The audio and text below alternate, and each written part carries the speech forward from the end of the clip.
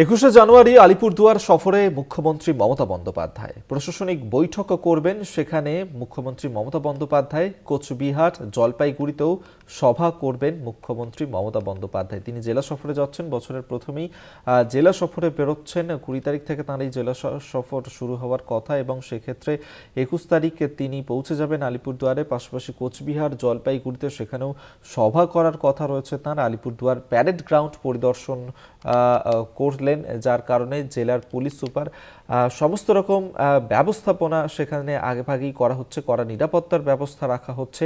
প্রশাসনিক বৈঠকের জন্যই মুখ্যমন্ত্রী মমতা বন্দ্যোপাধ্যায় তিনি যেতে চলেছেন আলিপুরদুয়ারে। 21শে জানুয়ারি সেখানে যাবেন তিনি। তার আগেই আলিপুরদুয়ার প্যারেড গ্রাউন্ড পরিদর্শন করলেন জেলার পুলিশ সুপার।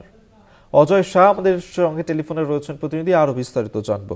অজয়, মুখ্যমন্ত্রী মমতা বন্দ্যোপাধ্যায় তিনি জেলা সফরে যাচ্ছেন, আলিপুরদুয়ারেও যাবেন, তার আগের প্রস্তুতি পর্ব খতিয়ে দেখলেন পুলিশ সুপার।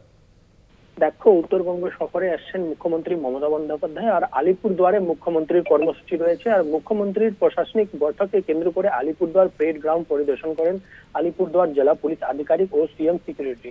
আলিপুরদুয়ার প্যারেড গ্রাউন্ডে পরিদর্শনে ছিলেন আলিপুরদুয়ারের পুলিশ সুপার ওয়াই রঘুবংশী সহ একাধিক পুলিশ আধিকারিকরা। যেটা জানা যাচ্ছে, আগামী 21শে জানুয়ারি 3 দিনের জেলা সফরে আসছেন রাজ্যের মুখ্যমন্ত্রী মমতা বন্দ্যোপাধ্যায়। সেদিন কিন্তু তিনি আলিপুরদুয়ার জেলার যে মলঙ্গি ফরেস্ট বনবংলো রয়েছে সেখানে রাত্রিবাস করবেন। আর 22 তারিখে কিন্তু আলিপুরদুয়ার প্যারেড গ্রাউন্ডে আলিপুরদুয়ার, কোচবিহার ও জলপাইগুড়ি এই 3 জেলার প্রশাসনিক আধিকারিকদের নিয়ে বৈঠক করার কথা রয়েছে মুখ্যমন্ত্রী। তারপর কিন্তু কালচিনি ব্লকের সুভাষিনী প্যারেড গ্রাউন্ড ময়দানে মুখ্যমন্ত্রী প্রশাসনিক অনুষ্ঠানে যোগ দিবেন, যেখানে তিনি সরকারি পরিষেবা বিতরণ করবেন এলাকার বাসিন্দাদের মধ্যে। এরপর মুখ্যমন্ত্রীর কর্মসূচিকে কেন্দ্র করে কিন্তু পুলিশের কড়া নিরাপত্তা ইতিমধ্যে শুরু হয়ে গেছে। বিভিন্ন জায়গায় চলছে প্রস্তুতি বৈঠকও।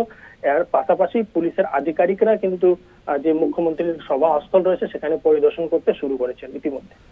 ধন্যবাদ তোমায়। অজয় শাহ টেলিফোনে ছিলেন প্রতিনিধি।